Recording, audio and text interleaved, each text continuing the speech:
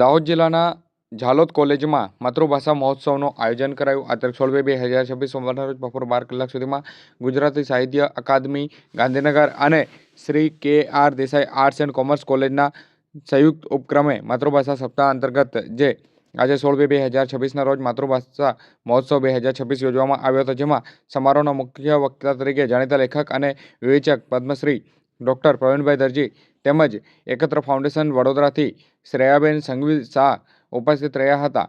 Doctor Pravinbhai દરજી દ્વારા તેમની ઉમદા શૈલીમાં વિદ્યાર્થીઓને અભિભૂતિ કરાવી દીધા હતા અને તેઓએ તેમના વક્તવ્યમાં જણાવ્યું હતું કે ભાષા એ અસ્તિત્વ છે, આપણી હયાતી છે. ભાષાનું જ્ઞાન વધે તેમ હૃદયનું જ્ઞાન વધે.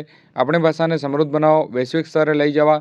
જ્યારે બીજા વક્તા શ્રેયાબેન સંઘવી શાહે ગુજરાતી ભાષા આજના સમયમાં વીજાણુ માધ્યમથી વાચક અને વિદ્યાર્થી સુધી પહોંચાડવી તેવી એક સુવિધા એકત્ર ફાઉન્ડેશનની એપ પર વેબસાઇટથી અવગત કરાવ્યા હતા, જે તદ્દન નિઃશુલ્ક છે. જેમાં ગુજરાતી ભાષાના સાહિત્યના પુસ્તકો અને ઓડિયો રૂપે થયેલા પુસ્તકો વિશે જણાવી પોતાના ભાષા પ્રત્યેનો પ્રેમની વાત કરી હતી.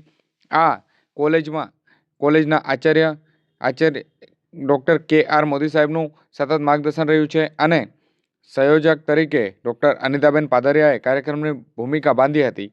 કાર્યક્રમનું સમગ્ર સંચાલન પ્રાધ્યાપિકા ભૂમિકાબેન ડામોરે કર્યું હતું.